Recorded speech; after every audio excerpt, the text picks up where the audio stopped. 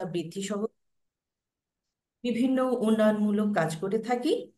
আহ, তবে আজকের ওয়েবিনারে আমরা দেশের চলমান বন্যার ত্রাণ কার্যক্রমের এবং দুর্যোগ ব্যবস্থাপনার কার্যকর উপায় নিয়ে আলোচনা করব।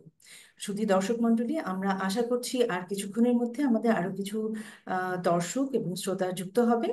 আমরা আরো 2 মিনিট অপেক্ষা করছি, আপনাদের কাছ থেকে চেয়ে নিচ্ছি আরো 2 মিনিট।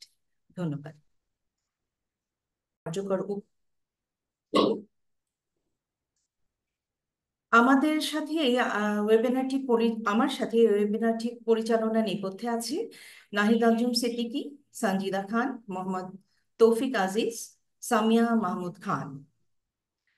আশা করছি আমাদের কিছুক্ষণের মধ্যে আরো কিছু আম, শ্রোতা এখানে যুক্ত হবেন। আমরা আরো 1 মিনিট চেয়ে নিচ্ছি।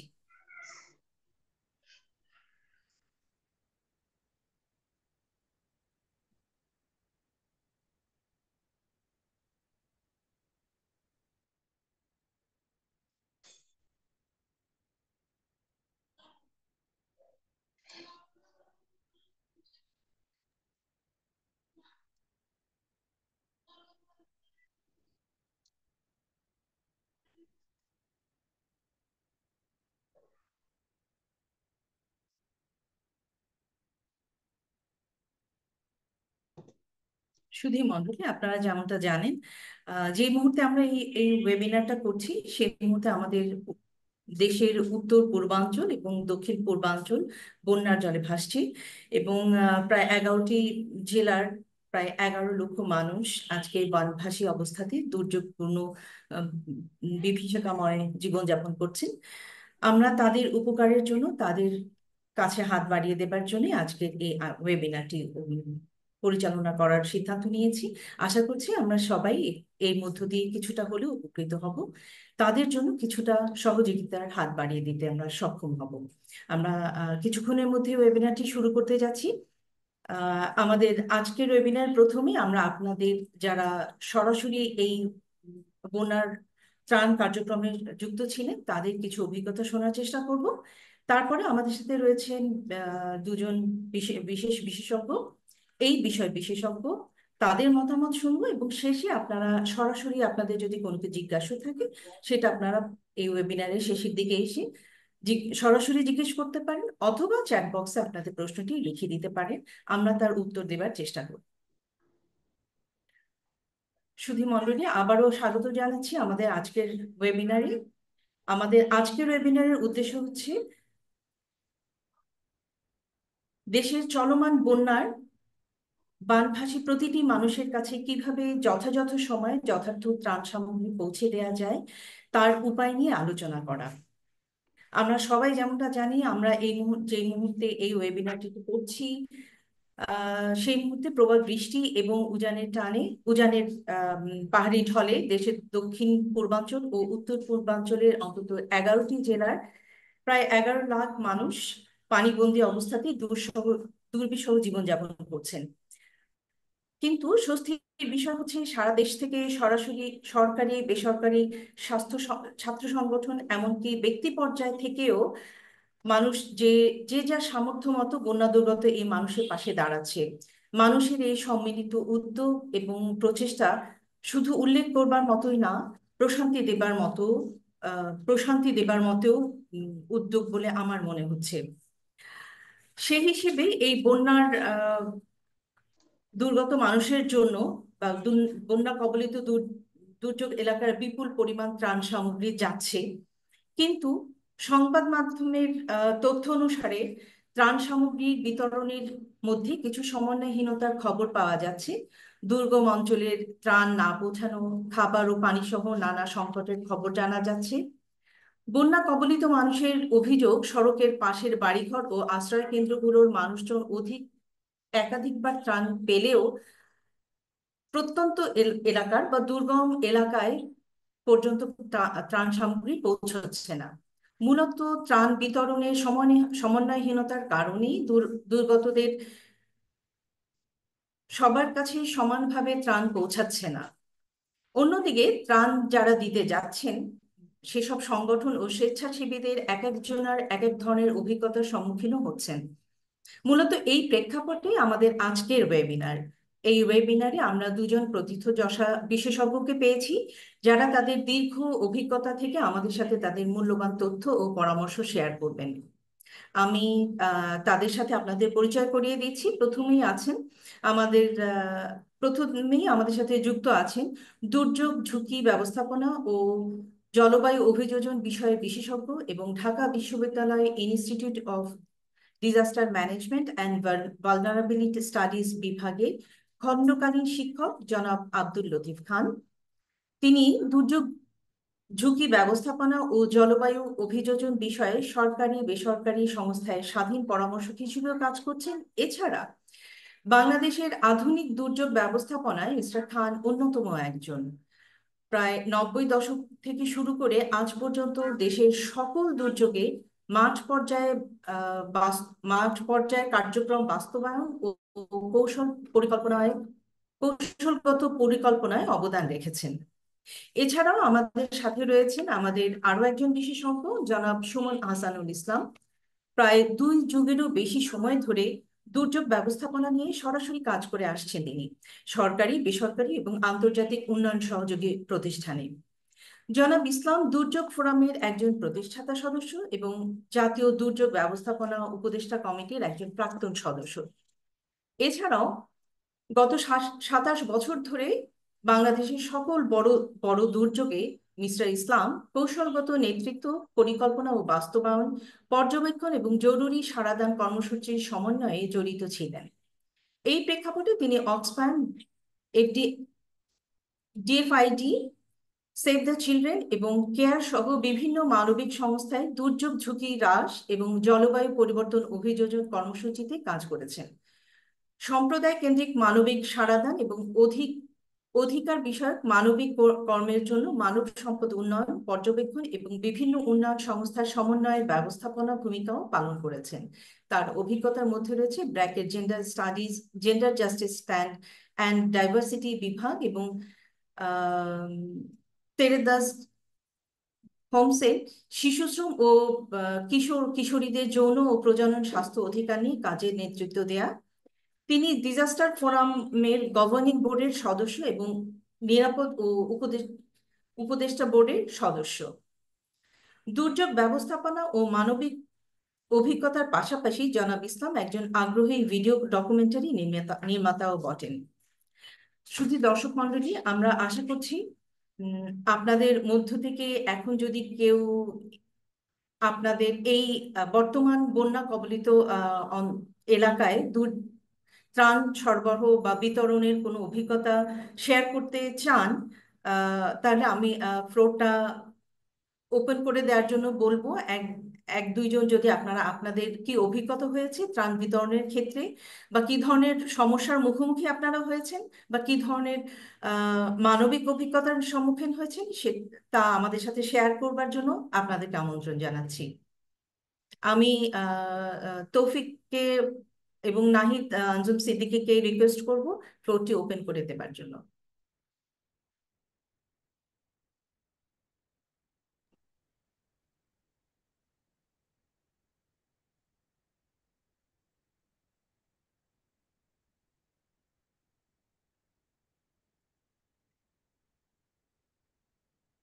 কেউ যদি কিছু বলতে চান আপনার হ্যান্ড রেজ করবেন, আমি আপনাদেরকে হ্যান্ড রেজ করে আপনারা কথা বলতে পারবেন।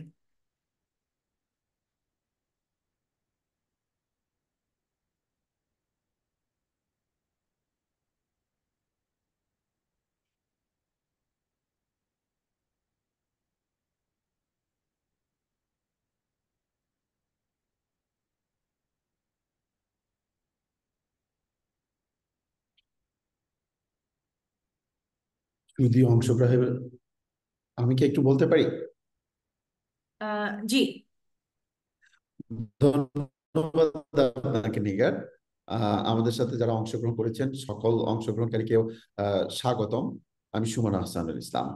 আমাদের সাথে যুক্ত হয়ে আপনাদের আন্তরিকতার যে বহিঃপ্রকাশ ঘটেছে মানুষের কল্যাণে কাজ করার জন্য, সেক্ষেত্রে আমরা আলোচনা শুরু করার আগে আপনাদের অভিজ্ঞতা এবং যেসব জায়গায় আসলে বুঝতে বা জানতে আপনাদের সমস্যাগুলো হচ্ছে সে বিষয়ে আমরা জানতে চাবো। আপনারা যদি কেউ আহ শুরু করেন, আমরা আপনাদের অভিজ্ঞতা শুনতে চাই।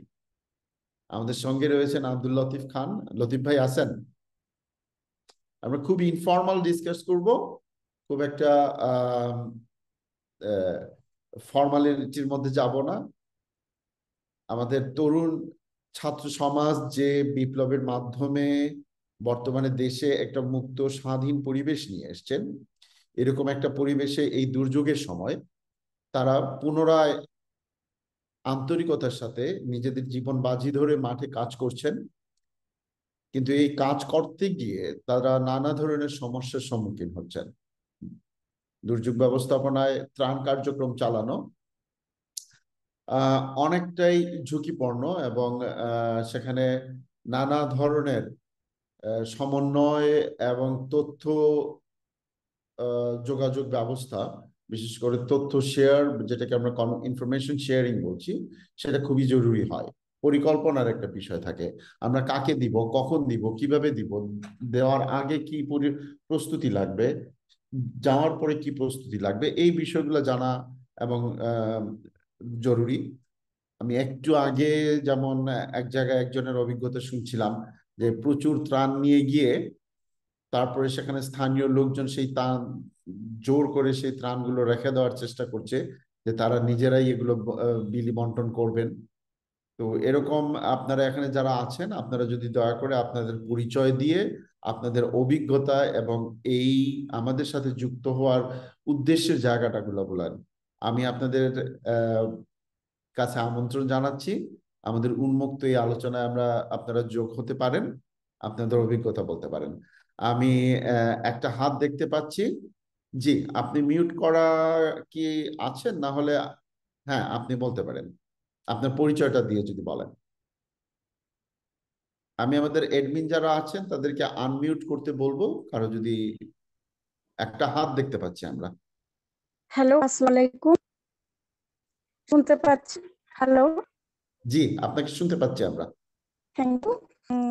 মন ভাই, আমার পরিচয় দেয় আপনাকে। আপনি আমার পরিচিত। আপনার এই ফেসবুকে আমি হিউম্যানিটেরিয়ান একাডেমি এর সাথে আমি মানে আমার আছে শোনা আর কি। যাই হোক, আমি পরিচয় দিই। আমার নাম মোসাম্মদ আজমিন সুলতান। আমি এল প্রজেক্টে অক্সফোর্ডে আমি কাজ করেছি টেকনিক কোঅর্ডিনেটর হিসেবে। আমি এলনা project empowering local and national humanitarian actors. তো আপনার সাথে আমার কক্সবাজার পরিচয় হয়েছিল। হয়তোবা ফেস দেখলে আপনি চিনতে পারবেন আমাকে। আমি গাইবান্ধা, কুড়িগ্রাম এবং সিরাজগঞ্জে 3 ডিস্ট্রিক্টে আমি কাজ করেছিলাম আর কি। আমি বিগত বছরে বিভিন্ন এনজিও তে করেছি এবং বর্তমান লাস্ট আমি কেয়ার বাংলাদেশ কি কাজ করলাম এফপিপি প্রজেক্টের কমিউনিটি ফ্যাসিলিটেশন অফিসার হিসাবে।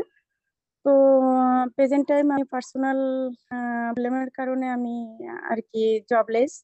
তো আমি আবার নতুন করে আর কি কোনো কিছুতে আর কি জয়েন করতে চাই। তো আপনার এটা আমি ফেসবুকে যেহেতু লতিফ আঙ্কেল এবং আপনাকে দুজনকে দেখে আমি মানে অভিভূত হয়ে গেছি। যাওয়ার পরে আমি মানে সাথে সাথে লিঙ্কটা আর কি আমি কপি করে রেখেছিলাম এবং আমি প্রিপারেশন নিয়ে রাখছি যে আমি এটাতে জয়েন করবো এবং আমি কথা বলার সুযোগ পাবো আর কি।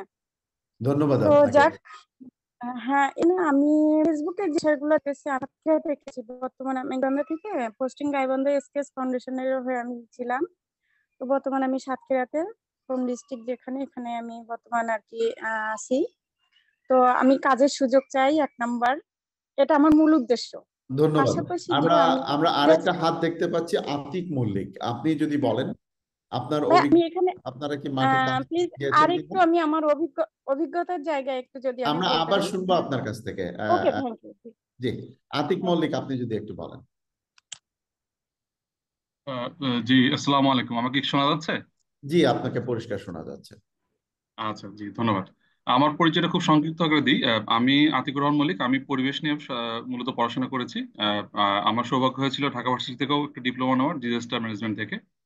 আমি কাজ করছি 2009 সাল থেকে বিভিন্ন পর্যায়ে কাজ করেছি, আইএনজিও, এনজিও এবং রিসার্চ ফার্মে। রিসেন্ট বন্যা নিয়ে আমার কয়েকটা বিষয় একটু আলোকপাত করার ইচ্ছা আছে। প্রথমত হচ্ছে আমরা এখনো ত্রাণের মধ্যেই পড়ে আছি। এটা আসলে আমি মনে করি যারা এখানে আছি সবাই এটা এগ্রি করব যে আসলে এই প্রসেস থেকে বের হওয়ার জন্য যে আমাদের দীর্ঘ যাত্রা ছিল, আমরা এখান থেকে এখনো বের হতে পারিনি।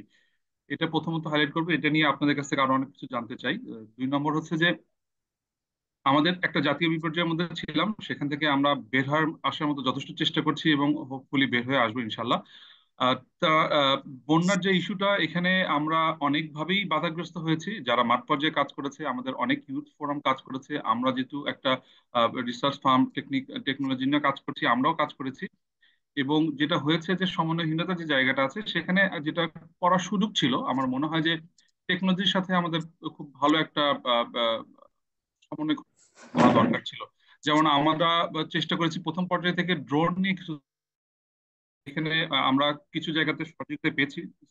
কারণ জানেন ড্রোনটা ফ্লাই করতে গেলে একটা অনুমতির ব্যাপার আছে। সেখানে সেনাবাহিনী সহ কোস্ট গার্ড আমাদেরকে সমর্থন করে সাপোর্ট দিয়েছেন, এবং তারপরে এটা বেশ কিছু জায়গাতে জাতীয় পর্যায়ে আমরা এটাকে ফুটেজগুলোকে ইউজ করার চেষ্টা করেছি, এবং এটা ত্রাণ কাজে অনেক হেল্প করেছে। আরো যেটা রিসেন্ট যে ইস্যুগুলি হচ্ছে, সেখানে এই যে আমাদের জোনিং বা ম্যাপিং এর যে জায়গাগুলো ছিল, এটাকে আরো, আমার মনে হয় যে যেহেতু আমাদের এখন ডিজাস্টার মন্ত্রণালয় বা যারা আছেন তাদের জায়গাতে এক সিদ্ধান্তহীনতার যে জায়গাগুলো ছিল, সেটা যদি আরো একটু স্মুথ থাকতো, তখন এটা হয়তো বা আরো দ্রুত আমরা অপারেট করতে পারতাম। তো সেই জায়গাটা, এই যে দুর্যোগ যে বলছি বারবার, এটা জাতীয় দুর্যোগ, এখানেও যাতে সবকিছু অ্যাক্সেসিবল থাকে, কিভাবে থাকা সম্ভব, পরবর্তীতে যদি এটা হয় এই শিক্ষাগুলো কিভাবে কাজে লাগাবো, এটা একটা। আর সর্বশেষ হচ্ছে যে আমরা এখনো আমরা যারা কাজ করছি, কার কি দায়িত্ব, মানে এটা আমি সবার জায়গা থেকেই বলছি, জাতীয় আমরা জনপ্রতিনিধি, আমরা যারা বিভিন্ন সেক্টরে কাজ করছি, তারা মাঠ পর্যায়ে যারা আছে তারা, এবং সবচেয়ে বড় কথা হচ্ছে ইউথ যারা যারা উইদাউট এনি ডিসিশন তারা ফিল্ডে নেমে গেছে, এবং এখনো অনেকেই আছে, আমরা তাদের সাথে যোগাযোগ রাখছি, খবর নিচ্ছি, তাদের যে ধরনের উইল পাওয়ার এবং তাদের যে ধরনের প্রাণ শক্তি, এই জায়গাগুলোকে যাতে আমরা খুব ভালোভাবে পরবর্তীতে ইউজ করতে পারি। এই জায়গাগুলো ধন্যবাদ। আমি আমার মতামত না, জাস্ট যে জায়গাগুলো দেখছি, শুনছি, পড়ছি এবং যাদের সাথে কাজ করছি, সব আলোকেই আমি কয়েকটা পয়েন্ট হাইলাইট করলাম। যারা আছেন হয়তো এই জায়গাগুলো আলোচনা করতে পারবো আমরা আজকে। ধন্যবাদ। ধন্যবাদ আপনাকে। ধন্যবাদ আতিক মল্লিক, আপনাকে ধন্যবাদ আমাদের আলোচনা শুরু করার জন্য। আর কেউ কিছু বলবেন? আপনারা আছেন আরো বেশ কয়েকজন। আমরা আসলে যেভাবে আশা করেছিলাম অংশগ্রহণ সেরকম হয়নি, বাট অনেকেই এসছেন আগ্রহের জায়গা থেকে, জানার জায়গা থেকে, এবং হয়তো আমাদের আলোচনার ভিত্তিতে অনেকেই পরবর্তী কার্যক্রম পরিকল্পনাতে আপনাদের সাহায্য হতে পারে। আর কেউ কিছু যুক্ত করতে চান? আমরা শুনতে চাই আপনাদের কাছ থেকে অভিজ্ঞতার জায়গাগুলো।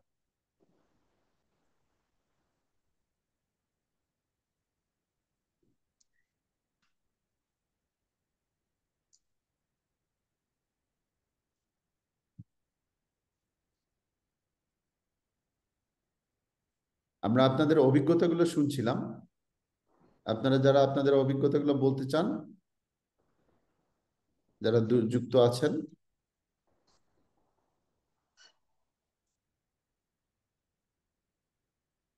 লতিফ ভাই আছেন? আমাকে শুনতে পাচ্ছেন লতিফ ভাই?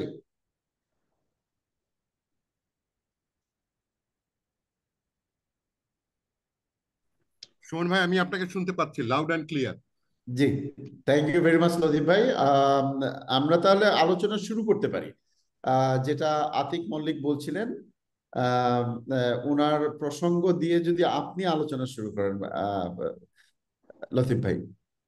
আমি আতিক ভাইয়ের কথাটা পুরোপুরি ক্লিয়ার হইতে পারিনি, আমি একটু যদি। আচ্ছা, আতিক ভাই বলছিলেন যে এই আহ, যেটা ক্ষয়ক্ষতি এবং প্রয়োজনীয়তা নিরূপণের ক্ষেত্রে টেকনোলজির ব্যবহার, ড্রোনের ব্যবহার, পূর্ব পরিকল্পনার ক্ষেত্রে জোনিং এবং ম্যাপিং, এবং দায় দায়িত্ব পালনে আহ, কার কি ভূমিকা, সেই জায়গাটা কিভাবে পরিষ্কার হওয়া যায়, এই বিষয়গুলো সম্পর্কে উনি ওনার অভিজ্ঞতা বলছিলেন এবং আরো বিস্তারিত জানতে চাচ্ছিলেন। আহ ধন্যবাদ আতিক ভাই, এটা গুরুত্বপূর্ণ প্রশ্ন। কিন্তু সমস্যাটা হচ্ছে আমাদের আমাদের যদি বেজ লাইন না থাকে, তাহলে পরে কিন্তু আমরা এই যে মডার্ন ইকুইপমেন্ট ব্যবহার করে আমরা বন্যায় কোথায় কি হয়েছে এটা আমরা ঠিক বুঝতে পারবো না। সেই জন্য আমাদের ভবিষ্যতের জন্য আমি এই বন্যা আমরা হয়তো ড্রোন ব্যবহার করে আমরা কিছু ব্যবহার করে আমরা কিছু তথ্য আমরা পাবো, কিন্তু সেই তথ্যটাকে দিয়ে আমরা, আমার কাছে মনে হয় যে আমরা সিরিয়াসলি ওইভাবে কাজে লাগাতে পারবো না। সেই জন্য আমাদের দরকার হবে, আমাদের কাছে যদি আগে থেকে বেজ লাইনটা থাকতো তাহলে আমাদের এত সমস্যা হতো না। কিন্তু যেহেতু বেজ লাইনটা নাই, সেহেতু এই ক্ষেত্রে একটু সমস্যা হবে। অবশ্যই আমাদেরকে এখন থেকেই প্রস্তুতি নিতে হবে যে আহ, আমাদেরকে এই সব কয়টা ভালনারেবল এরিয়ারই আমাদেরকে বেজ লাইন তৈরি করে রাখতে হবে, আহ, যাতে আমরা ভবিষ্যতে খুব quickly modern media, modern technology ব্যবহার করে খুব কুইকলি আমরা ক্ষয়ক্ষতি নিরূপণ করতে পারি। বর্তমান অবস্থাতে আপনি যদি আমার পরামর্শ হচ্ছে যে আমরা এখন যতটুকু তথ্য আমরা মডার্ন টেকনোলজি থেকে পাচ্ছি, সেই সাথে সাথে একটু সোশ্যাল মিডিয়া, একটু আমাদের স্থানীয় লোকজন যারা আছে তাদের সাথে কথা বলা, কথা বলে একটু আইডেন্টিফাই করা যে কোথায় কি সমস্যা আছে। ধন্যবাদ সুমন ভাই। ধন্যবাদ লতিফ ভাই। আমি যদি আজকের এই ওয়েবিনারের মূল আলোচ্য বা মূল উদ্দেশ্যর জায়গা থেকে আলোচনা শুরু করি, আমরা যেটা দেখছি এবং শুনছি এবং অভিজ্ঞতার যে জায়গাগুলো তৈরি হয়েছে, আহ সেই জায়গা থেকে লতিফ ভাই আপনি কি একটু বলবেন? আপনি তো মাঠে ঘুরে এসেছেন এবং আপনি সরাসরি অনেক তরুণ ছাত্রদের সাথে কাজ করছেন।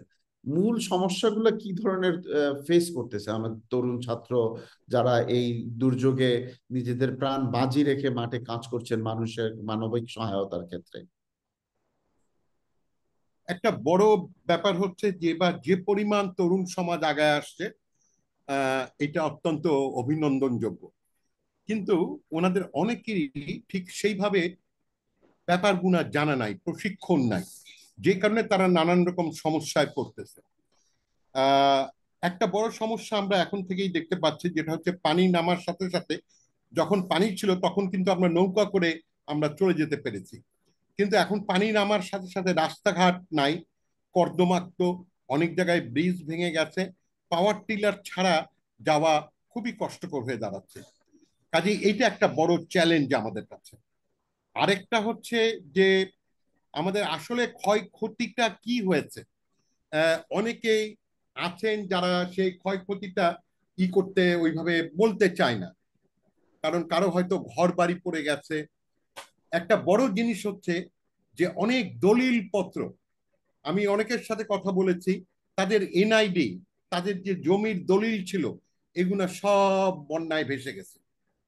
কাজেই সেগুলাকে যতক্ষণ পর্যন্ত আমরা কিভাবে, আমি জানি না, আমরা স্থানীয় প্রশাসন, আমি স্থানীয় প্রশাসন সেনাবাহিনীর সাথেও কথা বলেছিলাম, এই মুহূর্তে এইগুলা নিয়ে আসলে কেউ ওইভাবে ভাবছে না।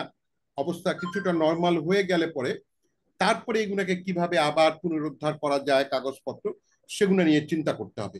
বাচ্চাদের বই, বাচ্চাদের খাবার, এবং আরেকটা সবচেয়ে বড় জিনিস হচ্ছে যেটা, সেটা হচ্ছে জলীয় মানে পানি, খাবার পানি। খাবার পানি নাই। অনেকেই আহ, আহ, আমাদের পানি বিশুদ্ধকরণ ট্যাবলেট দিচ্ছে, অনেকে ফিটকিরি দিচ্ছে, কিন্তু সমস্যাটা হচ্ছে এটা কিভাবে ইউজ করবে। একটা ফিটকারি যে ইটা দেওয়া আছে, যেটা দেওয়া দিছে, এটা কি একটা 5 লিটারের পানির মধ্যে করবে, কতক্ষণ ফুটাবে, এগুলা খুব সহজ ভাষায় একটু ছবি এঁকে দিলে পরে ভালো হয়। আর এই হচ্ছে এখনকার সমস্যা। শিশু খাদ্যের একটা বড় সমস্যা রয়ে গেছে, এবং এই এখন যেহেতু চলে গেছে, মানুষজন ফিরে যাওয়ার সাথে সাথে তার লাইভলিহুড নিয়ে চিন্তা করতে হবে। ধন্যবাদ সুমন ভাই। জি, ধন্যবাদ ভাই। আমি আবারও যদি আমাদের অংশগ্রহণকারীদের কাছে ফেরত যাই, আপনাদের অভিজ্ঞতা থেকে, আপনাদের জানাশোনার জায়গা থেকে, আপনাদের বন্ধুরা বা আপনাদের বড় ভাই ছোট ভাই যারা এই ত্রাণ কার্যে অংশগ্রহণ করেছেন, তারা কি ধরনের অসুবিধার সম্মুখীন হচ্ছেন আপনাকে যদি আমাদেরকে যদি একটু বলেন, তাহলে আমরা সে বিষয়কে নিয়ে আমরাও আলোচনা করতে পারি এবং আমাদের সঙ্গে যে আব্দুল লতিফ খান আছেন, তিনিও তার বুদ্ধি পরামর্শগুলো আমাদেরকে দিতে পারেন।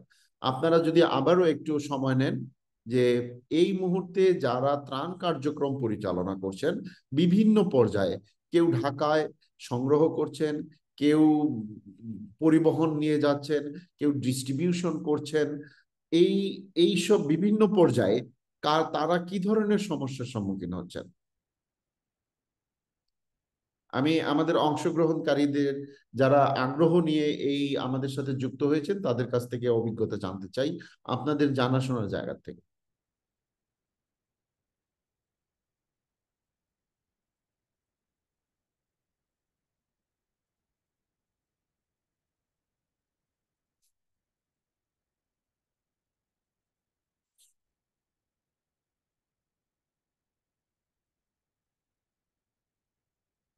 Nehal, if G you want ভাই। to say something, হ্যাঁ, if you want to say something. আহ, আমি তো এবার সরাসরি কাজ করতেছি না, কিন্তু আমি যেটা শুনতেছি যে মানে সমন্বয়হীনতা একটা দেখা দিচ্ছে আমাদের এখানটায়, যেটা সবচেয়ে বড় সমস্যা। এখান থেকে আমরা ত্রাণ নিয়ে যাচ্ছি এবং দেখা যাচ্ছে যেটা বিভিন্ন জন বিভিন্ন জায়গা থেকে ত্রাণ নিয়ে যাচ্ছে, একই জায়গায় যাচ্ছে। তো একই জায়গায় ত্রাণের ফ্লোটা হয়ে গেছে অনেক বেশি, অন্যান্য জায়গায় পক্ষান্তর আর কি তুলনামূলকভাবে কম, এবং ভিতরকার এরিয়া গুলা যেগুলা সেখানটায় ত্রাণের পরিমাণ হয়ে গিয়েছে কম। এর পাশাপাশি এই যানবাহনের একটা অপ্রতুলতা প্রাথমিকভাবে লক্ষ্য করা গেছে। যানবাহনের ভাড়া উল্টাপাল্টা ছিল, আর যেহেতু পুরোটাই পানির নিচে ছিল, তো সেই ক্ষেত্রে অনেক কিছুই তখন মেনটেন করা যায়নি। আর পাশাপাশি আমার একটা অবজারভেশন হয়েছে যে এবার রেস্কিউ করার সময় যেইভাবে গেছে, যে রেস্কিউ একটা পুরাপুরি স্পেশালাইজ এবং ওই বিশেষায়িত কাজ, যেটা আমার বা অন্যান্যদের পক্ষে এটা সম্ভব না। তো সেই জায়গায় দেখা গেছে যে আবেগতাড়িত হয়ে আমরা যেভাবে গেছি, এটাতে আরো বন্যার্ত মানুষের সুবিধার চেয়ে অসুবিধাই হয়েছে বেশি। তো এক জায়গায় অনেক লোক ছিল, দেখা যাচ্ছে আর একটা দল তো গেছেই হচ্ছে ভিডিও ফুটেজ করে তাদের প্রমোশনাল অ্যাক্টিভিটি করার জন্য। এই গুটি কয়েক চ্যালেঞ্জ মনে হচ্ছে। তবে আমাদের এখন সবচেয়ে বড় চ্যালেঞ্জ যেটা হবে যে খাবার দাবার তো আমরা সবাই দিব, তো ওদের যে এনএফআই দরকার সেই দিকে বিশেষ করে আমাদের ধ্যান দেওয়া উচিত। বিশেষ করে থাকার জায়গা ওদের যেভাবে এফেক্টেড হয়েছে, আমাদের এক কলিগের বাড়ি হচ্ছে ফেনী, তার ঘরের ভিতরে সবকিছু পানির নিচে চলে গেছিল, এখন এগুলো ব্যবহার উপযোগী না। যেমন খাট, তারপর বসার জায়গা, আর বাজার দ্রব্য তো ওগুলো তো গেছেই। তো এই জায়গাটাও আমাদের একটু নজরে আনা উচিত মনে করতেছি আমি ভাই। ধন্যবাদ নেহাল। আমি যদি এখন আমার জায়গা থেকে কিছু কথা বলি, যে হ্যাঁ, এটা একটা আনপ্রেসিডেন্ট বন্যা। গত 35-40 বছরের মধ্যে এই যে এলাকায় বন্যাটা হলো, তারা এরকম অভিজ্ঞতার সম্মুখীন হন নাই। আমরা বন্যা দেখি, সাইক্লোন দেখি, যেসব অঞ্চলে দেখি তারা খুবই ইউজ টু এসব এই ধরনের বন্যাতে এবং নানা ধরনের বন্যাতে, এবং তারা খুব শীঘ্রই রেজিলিয়েন্স, যে বিষয়টা সহনশীলতা তাদের মধ্যে একটা তৈরি হয়ে গিয়েছিল। কিন্তু আমরা দুর্যোগে যারা কাজ করি তারা জানি যে আমাদের আমরা বলি যে পরবর্তী বন্যাটা তখনই হয় যখন পূর্ববর্তী বন্যার অভিজ্ঞতাটা আমি ভুলে যাই। যখন পূর্ববর্তী বন্যার থেকে পাওয়া শিক্ষাটা আমি ভুলে যাই, তখনই আমার পরবর্তী বন্যাটা তৈরি হয়। তো এই জায়গাটাতে এক্স্যাক্টলি এই জিনিসটাই ঘটেছে। অন্তত দুটো প্রজন্ম এ ধরনের কোনো বন্যা ওই এলাকায় দেখেননি, এবং প্রকৃতিগতভাবে এত বড় বন্যা হয়নি কখনো। ফলাফল যেটা হয়েছে একটা ডিভাস্টেটিং, বাংলায় যেটাকে আমরা বলতে পারি একটা ধ্বংসাত্মক দুর্যোগ। এই অত্র অঞ্চলের মানুষ আজকে 40 বছর পরে দেখলেন ধনী গরিব প্রত্যেকে এই এই বন্যার দ্বারা ক্ষতিগ্রস্ত হয়েছেন। এবং ভালো যে জায়গাটা হয়েছে, আমাদের তরুণ এবং ছাত্র সমাজ তারা যেভাবে এই বন্যায় সহায়তার জন্য এগিয়ে এসছেন, সেটাও একটা আনপ্রেসিডেন্ট, এগেন একটা অভূতপূর্ব ঘটনা এখানে হয়েছে। আমাদের এই বন্যার সঙ্গে যুক্ত হয়েছে আমাদের সদ্য খুবই অল্প সময়ের মধ্যে আমরা যে গণবিপ্লবটা দেখেছি, সেই বিপ্লবের ফলে সৃষ্ট যে এক ধরনের ভ্যাকুয়াম বা খালি অবস্থা ছিল, এর মধ্যেই এই ঘটনাটা ঘটে গেছে। সো অনেকেই অপ্রস্তুত, অনেক জায়গা থেকেই আমরা অপ্রস্তুত ছিলাম, যে কারণে এই বন্যার ক্ষয়ক্ষতিটা আরো বেশি হয়েছে। এই মুহূর্তে আমাদের এই অভিনয়ের যে উদ্দেশ্য, যে আমাদের যে তরুণ সমাজ মাঠে তারা কাজ করছেন, যাচ্ছেন, আমরা তাদের সাথে আমাদের অভিজ্ঞতাগুলো একটু শেয়ার করব।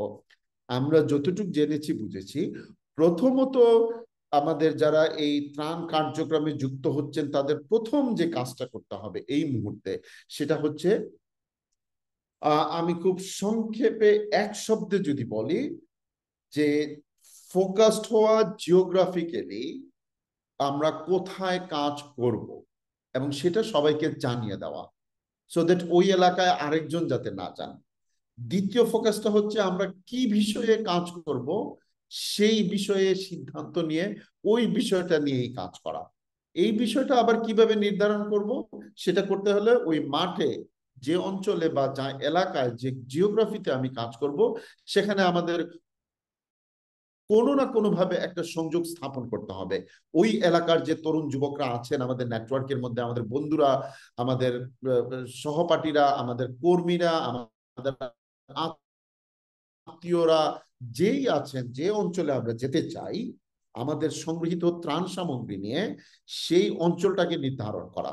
এই অঞ্চল নির্ধারণের ক্ষেত্রে কি কি বিষয়গুলা কনসিডার করা যেতে পারে, এ ব্যাপারে কি লতিফ ভাইয়ের কাছে একটু শুনতে পারি ভাই? ধরা যাক আমি কিছু ত্রাণ ফান্ড বা ম্যাটেরিয়াল সংগ্রহ করেছি, আমি মাঠে গিয়ে সেগুলো বিতরণ করতে চাই। আমাকে যে অঞ্চলে যাব সেই অঞ্চলটা আমি কিভাবে নির্ধারণ করতে পারি লতিফ ভাই? আহ, এই মুহূর্তে this is a very interesting and a difficult question to answer. কারণ যেখানেই হয়তো আমরা যাচ্ছি, আমরা দেখছি যে সেখানে অনেক লোকজন অলরেডি চলে গেছে, কিন্তু হয়তো কিছু জায়গায় এখনো লোকজন পৌঁছাতে পারে না। সেই জায়গাগুলোকে আমাকে আইডেন্টিফাই করতে হবে। আমি যদি ম্যাপ দেখি, পরশুরামের একেবারে ডাউন সাইডটা, সেখানে এখনো কিন্তু লোকজন খুব একটা মানুষ পৌঁছাতে পারে নাই, because of the transportation, because এমনকি যখন পানি ছিল তখন আমরাও যে গিয়েছিলাম প্রচন্ড স্রোত ছিল। আবার ফেনীরও একেবারে ডাউন সাইডটা, সেই জায়গাটাতে একটা মানুষ পৌঁছাতে পারে নাই। কাজে এই জিনিসগুলোকে আমাদেরকে দেখতে হবে। ম্যাপটাকে দেখে আমি বলবো যে সবাই যদি আমরা একটুখানি ম্যাপটাকে দেখি, ম্যাপটাকে দেখে টুয়ার্ডস দ্য কোস্ট, একেবারে নিচের দিকে যেই উপজেলা বা ইউনিয়ন গুলো আছে সেখানে গেলে পরে আমরা সেই ধরনের সহযোগিতাটা করতে পারবো। কিন্তু ভাই পানি তো প্রথমে উত্তর দিকে এসছে, ধরেন ফেনীর উপরের যে জায়গাটা আছে আমরা যদি ম্যাপটা দেখি, সেখানে প্রথম পানিটা এসে ঢুকেছে এবং সেখান থেকে পানি সরছেও আস্তে আস্তে, অনেক দীর্ঘ সময় ধরে সেখানে পানি আছে। তো ওই লোকগুলো কিন্তু এখনো প্রচন্ড রকম ভালনারেবল, তাদের আজকে হয়তো এক সপ্তাহ ধরে কোনো খাবার নেই। আহ আমি উত্তর আমি আসলে এটার সাথে ঠিক একমত হতে পারছি না। তার উত্তরের কারণ হচ্ছে দিকটা। এই উপরের অংশে যারা আছে, পানিটা ধীর গতিতে নামার কারণ হচ্ছে 19 তারিখে ছিল দা কি বলে ওটাকে, বড় চাঁদ, যেটাকে আর কি বলা হয় Thursday moon or something like that. হ্যাঁ, যে কারণে মরা কাটাল বা ভরা কাটাল, মানে জোয়ার ভাটার কথা আমরা যদি চিন্তা করি, জোয়ার আসছিল, ভাটা আসতে দেরি হয়েছে এবং জোয়ারের উচ্চতা ছিল যে জন্য পানি নামতেই হয়েছে, দেরি হয়েছে। পানি যখন নামা শুরু করছে তখন কিন্তু উপরের দিকেরও বেশ কিছু, যেমন ঘর বাড়ি বাসত বাটি নিয়ে গেছে, নিচের দিকেও কিন্তু নিয়ে যাচ্ছে। প্রশ্নটা হচ্ছে উপর দিকে খাবার পৌঁছাইছে, কিন্তু বিশুদ্ধ পানির অভাব, পানিবাহিত রোগ দেখা দিচ্ছে, সেগুনার সমস্যা, সেই চিকিৎসাগুনা, ওখানে যে পানি এবং পয় নিষ্কাশনের ব্যবস্থাটা করা, যে পুকুরগুনা আছে এই পুকুরগুনাতে কিন্তু এখন দেখা যাবে যেখান থেকে পানি নেমে গেছে অনেক গৃহপালিত পশুর লাশ পড়ে আছে। এইগুনাকে ডি ওয়াটারিং করতে হবে পুকুরগুনাতে, যাতে আগামী বর্ষায় এই পুকুরগুনা ব্যবহার করা যায়। আর খাবারেরটা, কারণ সবাই এই দিকে খাবার নিয়ে গেছে, খাবারটা আমি যেটা বলছি পরশুরাম ফেনী ডাউনে, একেবারে ডাউনের দিকে, এইখানে এখনো খাবারের প্রচুর দরকার আছে। তবে আপার লেভেলে মানুষ এখন আর রেডি টু ইট ফুড চাচ্ছে না, দে আর রিয়েলি টায়ার্ড অফ এই বিস্কিট বা এই জাতীয় খাবার খেতে খেতে। তারা এখন চাল ডাল চাচ্ছে যাতে তারা অন্তত খিচুড়ি রান্না করে খেতে পারে। কাজে রেডি টু ইট ফুড, যে নুডলস, কাপ নুডলস বা বিস্কিট, এইগুলা এই মুহূর্তেও যেখানে পানি আছে ডাউনস্টেয়ার, সেখানের জন্য প্রযোজ্য হবে। ধন্যবাদ। ধন্যবাদ। আমি আমরা একটু একটা হাত মাঝখানে দেখছি রিয়াদুল ইসলামের। রিয়াদুল ইসলাম, আপনি আপনার বলতে পারেন। আসসালামু আলাইকুম, শোনা যাচ্ছে আমাকে? জি, আপনাকে শোনা যাচ্ছে। আচ্ছা, আপনি একটু আগে একটা কথা বলছিলেন, যেটা হচ্ছে যে অনেকে তো ত্রাণ নিয়ে যাচ্ছে। তো আমরা হচ্ছে রিসেন্টলি 2বার গেছিলাম, একবার হচ্ছে নোয়াখালীতে, আরেকবার ফেনীতে। তো আপনি বলছিলেন যে এটা আসলে কিভাবে বিতরণ করা যায়। সেক্ষেত্রে আমাদের যে অভিজ্ঞতা হয়েছে, আমরা 2বারই হচ্ছে স্থানীয় যে রেড ক্রিসেন্ট আছে এবং স্থানীয় আমাদের যে বন্ধু বান্ধব ছিল ওদের সাথে যোগাযোগ করেছিলাম। তো আমার মনে হয় কি অনেকে এমনিতেই চলে যাচ্ছে, ব্যাপারটা হচ্ছে কি আমরাও রাস্তায় দেখছি অনেক গাড়ি থামায় রাস্তার পাশে হচ্ছে ত্রাণ দিচ্ছে। তো সেক্ষেত্রে হয় কি, আমরা মানুষ তো, তো যখন কেউ এসে বলবে যে আমাকে দিয়ে যান, আমি পাই নাই, তো এই কথাটা হয় কি আমাদের ওই মানুষ হিসেবে একটা স্বভাব থাকে যে আমরা নিতেই থাকি। তো দেখা যাচ্ছে বাড়ির আশপাশে থামায় যখন দিচ্ছে, তো ওই একজন মানুষই বারবার পাচ্ছে, একজন মানুষ বারবার পাচ্ছে। আর সেক্ষেত্রে এই জন্য আমার মনে হয় ওই যে রেড ক্রিসেন্ট, প্রতিটা জেলায় রেড ক্রিসেন্ট থাকে, ওদের সাথে যোগাযোগ করে যায় স্থানীয় যে সংগঠন, যেটা আমরা আহ নোয়াখালীতে কালকে লক্ষ্য করলাম যে এলাকার যে যুবক ছেলেরা আছে ওরা মিলে একটা মানে সংগঠন টাইপ করছে, যা হচ্ছে ত্রাণের জন্য ওরা এইভাবে কালেক্ট করে করে নিয়ে যাচ্ছে। তো শোনা ধন্যবাদ যাচ্ছে আপনাকে। আমাকে? আমাদের ইন্টারনেট কানেকশন আনস্টেবল দেখাচ্ছে। ধন্যবাদ আপনাকে। হ্যালো। আমি যেটা যুক্ত করতে চাই লতিফ ভাইয়ের সাথে, আমরা সংগ্রহ করেছি। আমি আমি আমি অনেক সময় এবার আমার সহকর্মীদের বলছিলাম, হ্যাঁ, ত্রাণ আমরা সংগ্রহ করতে পারি, এটা একটা কঠিন কাজ, কিন্তু তার চেয়েও কঠিন কাজ হচ্ছে ত্রাণটা বিতরণ করা একদম সঠিক মানুষ, যাকে যার সবচেয়ে বেশি দরকার তার কাছে ত্রাণটা পৌঁছে দেওয়া। এটা হচ্ছে কঠিনতর কাজ, এবং সেই কাজটা করতে হলে সবচেয়ে আগে যেটা প্রয়োজন আমাদের একটা পরিকল্পনা। পরিকল্পনার জন্য প্রয়োজন তথ্য। তথ্যের জন্য দরকার আমাদের ফোকাসড, বা একদম আমি আগে যেটা বলেছি একদম ফোকাসড, খুবই স্পেসিফিক অঞ্চল। আমি কোন অঞ্চলে যেতে চাই সেটা নির্ধারণ করার জন্য আমার প্রয়োজন প্রথমত কোন অঞ্চলের খবর আমি পাচ্ছি এখন পর্যন্ত, এবং দ্বিতীয় শর্ত সেই অঞ্চলে আমার কোনো নেটওয়ার্ক আছে কিনা যে আমাকে একদম লোকাল জায়গায় সাপোর্ট দিতে পারে। এটা পরিকল্পনার জন্য খুবই প্রয়োজন। আমি যদি জানি যে একটা অঞ্চল যেখানে প্রচন্ড দুর্ভোগে আছেন লোকজন, কিন্তু সেখানে আমার কোনো যোগাযোগ নেই, আমার কোনো স্থানীয় কানেকশন নেই, সেক্ষেত্রে সেখানে যারা কাজ করছেন তাকে খুঁজে বের করে আমার ত্রাণগুলো তার কাছে দিয়ে দেওয়াটাই বুদ্ধিমানের কাজ হবে। ইনস্টিড আমি কোনো ধরনের কানেকশন, প্রস্তুতি, পরিকল্পনা ছাড়া সেখানে চলে যাওয়া। সো আমি যেটা বলছি এই পরিকল্পনা, এবং পরিকল্পনা হতে হবে দুটো, প্ল্যান এ, প্ল্যান বি। আমাকে প্রথম পরিকল্পনাটা যদি ফেল করে আমাদের আমাদের দ্বিতীয় পরিকল্পনা কি হবে সেটাও আমাদের থাকা দরকার। এবং এই দুর্যোগ সময়ে আবারও বলছি, কমিউনিকেশন ইজ ভেরি ইম্পর্টেন্ট।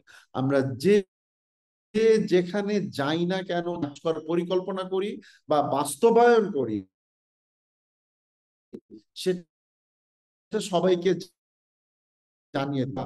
এই মুহূর্তে এই ইনফরমাল, আমি বলবো এই ইনফরমাল জায়গাটার সমন্বয় করছেন ডিসি অফিস এবং টিএনও অফিসের কাছে এই তথ্যগুলো জানানো, এবং আমরাও যখন সেখানে যাব ডিসি এবং টিএনও অফিসকে এই বিষয়গুলো জানানো।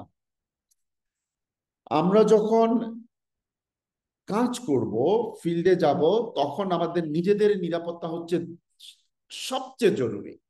নিজেরা কিভাবে নিরাপদ থাকবো এবং সুস্থ থাকবো।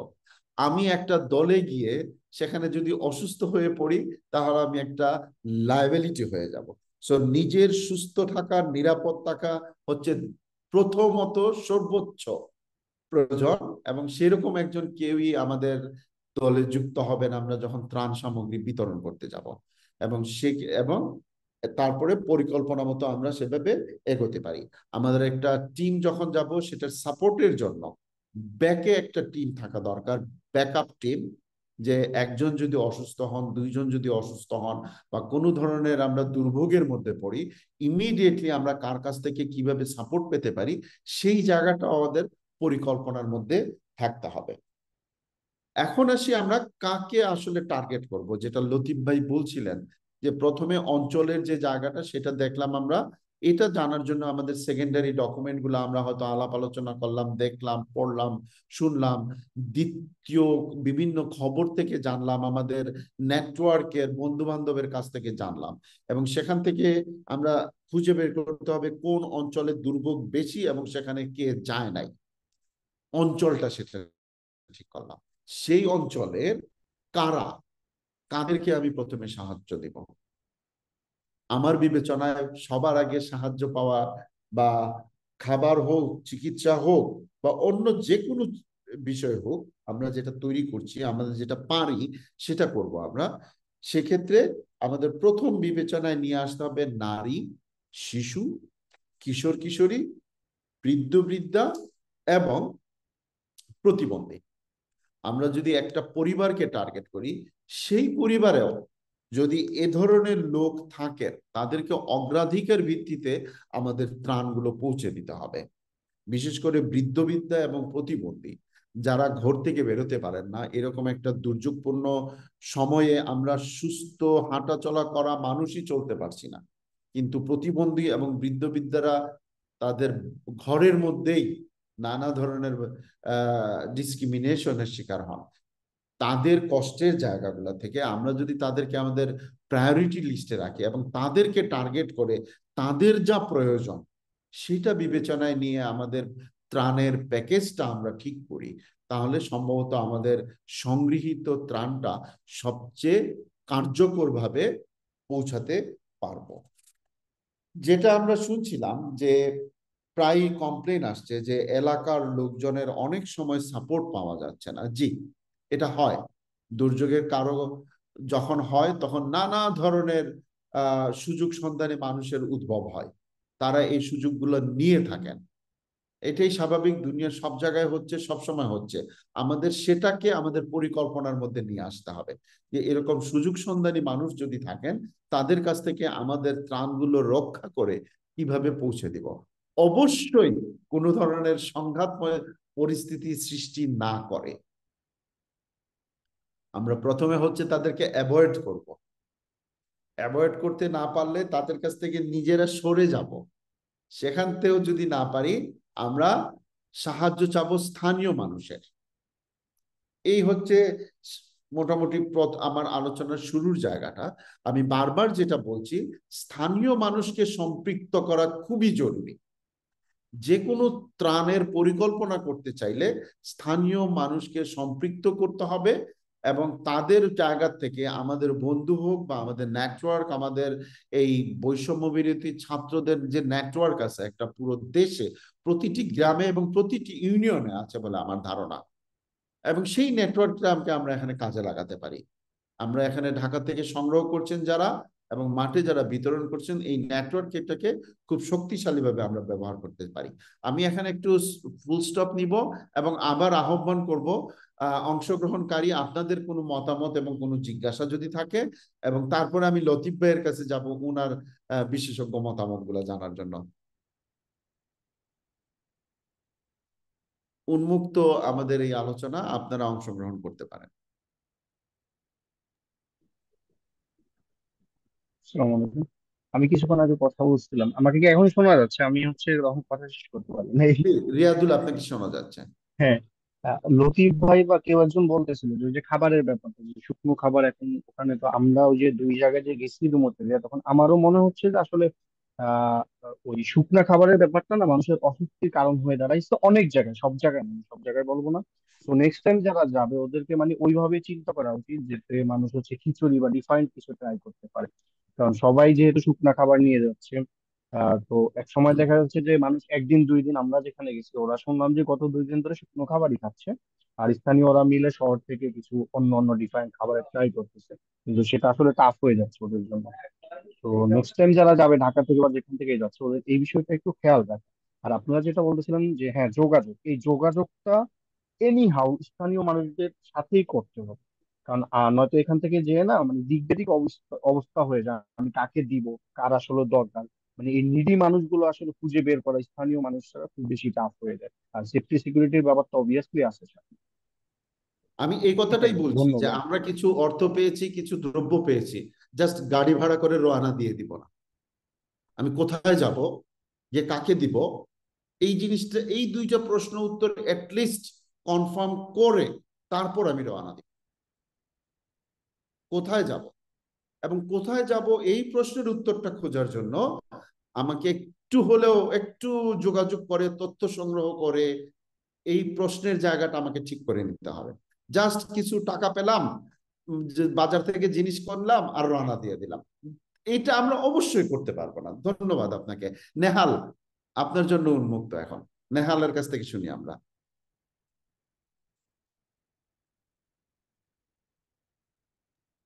হ্যাঁ, ভাই, আমি আর কি একটা আমাদের প্রাতিষ্ঠানিক ভাবে একটা সিচুয়েশনের ইয়া মুখোমুখি হয়েছিলাম যে একটা মানে সংস্থা, বিদেশি সংস্থা হুট করে বললো যে আপনাদেরকে কিছু ফান্ড দিব, আপনারা ওই জায়গায় চলে যান। তো এই জিনিসটারও আমাদের একটা বড় ইম্প্যাক্ট ফেলে যে হুট করেই আমাদের উপরে বলে যে চলে যান, গিয়ে এই জায়গায় রেসপন্স শুরু করেন, পরে বাকিটা দেখতেছি। তো এই যে আপনি যেটা বললেন যে আমরা যে পরিমাণ অর্থ পাবো সেই পরিমাণ অর্থ নিয়ে যদি চলে যাই, তাহলে ওই জায়গায় গিয়ে কিন্তু একটা বিরূপ মানে পরিস্থিতির শিকার হতে পারি। এবং সেই কারণে আমি ওই জায়গায় উপস্থিত ছিলাম দেখে আমি খুব ভালো বললাম যে এই জিনিসটা আমাদের পক্ষে করা সম্ভব হলেও আমরা করব না। তো ওই জায়গায় যদি কোনো সংস্থা থাকে বা কোনো ব্যক্তি থাকে, আপনারা সেই মারফতে যদি যান, তো এই প্রেশারটা কিন্তু আমাদের মতো যারা ছোটখাটো সংস্থা আছে তাদের উপরও আসে। এবং আমরা যেটা আমাদের যে অভ্যাস, আর একটা ফান্ড পাইতেছি যাই, এই জায়গায় গেলে আর একটা বড় প্রজেক্ট পাবো, তো এই আশাতে আমরা দৌড়াদৌড়ি শুরু করে দিই। বাট এইবার কেন জানি আমরা এটা করিনি, এবং করতে আর কি কয়েকজন আগ্রহ থাকলেও তাদেরকে নিষেধ করা হয়েছে। তো এই জায়গাটাতেও আমাদের একটু নজর দিতে হবে। শুধু দেশি সংস্থা না, বিদেশি সংস্থারা যারা এরকম ইমার্জেন্সি রেসপন্স করে তাদেরও একটু বিবেচনা বোধ জাগ্রত করে সেই জায়গাটা যাতে কাজ করে। সেই ক্ষেত্রে আপনারা যদি একটু ওই যে অ্যাডভোকেসি করেন, এটা আমাদের মতো সংস্থা এবং ব্যক্তি পর্যায় থেকেও ভালো হবে আমাদের জন্য। ধন্যবাদ নেহাল, ধন্যবাদ। আমি জানি না যে এই যারা প্রফেশনাল, আমাদের আজকের আলোচনা হচ্ছে আহ, ছাত্র তরুণ জনতা যারা নিজেদের ব্যক্তিগত উদ্যোগে জীবন বাজি রেখে কাজ করছেন তাদের জন্য। আহ কিন্তু যারা প্রফেশনাল হিউম্যানিটেরিয়ান কাজ করেন সংস্থারা, তারা কিভাবে এরকম সিদ্ধান্ত নেন সেটা অবশ্যই একটা প্রশ্নের বিষয়। তো আমি যেটা বলছিলাম যে কোনো ধরনের পূর্ব পরিকল্পনা এবং প্রস্তুতি ছাড়া, তথ্য ছাড়া, কিছু জিনিস পাওয়া গেছে, কিছু টাকা পাওয়া গেছে, কিনে আমরা রওনা দিয়ে দিলাম, এটা হবে চরম বোকামি। আর একটা জিনিস ভাই আমি একটু অ্যাড করতে চাই, যে এই জায়গায় এই যে স্বপ্রণোদিত হয়ে অনেকে যায়, এবং দুইটা ক্ষেত্রে আমার খুব কাছের বন্ধু, তারা নিজেরা গাড়ি ড্রাইভ করে এই এফেক্টেড এরিয়া গুলোতে গিয়েছিলেন। পরবর্তীতে প্রত্যেকে দুজনই বলছে আসার পরে যে আসার সময় আমি আর চোখে দেখতে পারতেছিলাম না, এতটা ঘুম পাইছে। তো আমরা গাড়ি চালানোর ক্ষেত্রেও আমরা যাতে একজন সাবস্টিটিউট নিয়ে যাই, যাতে একজনের উপর প্রেশার না হইতে আবার দুর্ঘটনা ঘটতে পারে, এই জিনিসটা একটু নজরে রাখা উচিত। অবশ্যই আমি এই জন্য বারবার বলছিলাম যে আমাদের টিমের মধ্যে আমরা এমন ভাবে যাব, এবং ওই যে নিজেকে সুস্থ রাখতে হবে। নিজেকে সুস্থ রাখার মানে হচ্ছে আমার যথাযথ পরিমাণ কাজ, আমরা উত্তেজনার, আমার নিজের মনে আছে আমি অষ্টআশির বন্যার সময় আমরা কলেজের পড়তাম, আমরা গেছি ধাইদা লৌহজং অঞ্চলে কাজ করতে, আমরা 18-20 ঘন্টা ধরে কাজ করছি। কিন্তু এই 18-20 ঘন্টা 2 দিন কাজ করার পরে তৃতীয় দিন আমি গিয়ে আমি পুরো টিমের জন্য একটা বোঝা হয়ে যাই, নিজে আর চলতে পারি না। সো যথাযথ পরিমাণের খাবার, রেস্ট এবং পানি, কিছু ঔষধ নিয়ে সঙ্গে রাখা। আমরা যারা ভলান্টিয়ার যাচ্ছি তাদের এই জায়গাগুলা, রেস্টটা বিশেষ করে খুবই প্রয়োজন। যথাযথ ইয়াং লোকজন যান, সারাদিন কাজ করে, সারা রাত মজা করেন, ইটস ভেরি হার্মফুল। মানে যারা তরুণরা যান, এরকম ভলান্টিয়ার করতে যান, ছাত্ররা যারা যান, এটা খুবই বিপজ্জনক হয়। হ্যাঁ, সারাদিন কাজ করে, সারা রাত মজা করে, পরের দিন অল্প কাজ করার পরেই আর পারা যায় না কাজ করার জন্য। সো ওই জায়গাগুলা বিশেষ করে নিজেদেরকে নিজেদের জায়গা থেকে কন্ট্রোল করে কাজগুলো করা জরুরি। আমি লতিফ ভাইয়ের কাছে আবার একটু যাব। ভাই, আপনার মতামতগুলি যদি দেন আমাদের এই আলোচনার ভিত্তিতে। আহ আমরা এমন একটা সময় এবার বন্যাটা নিচ্ছি, আমাদেরকে বুঝতে হবে আমরা একটা পরিবর্তিত সময়ের মধ্যে আছি।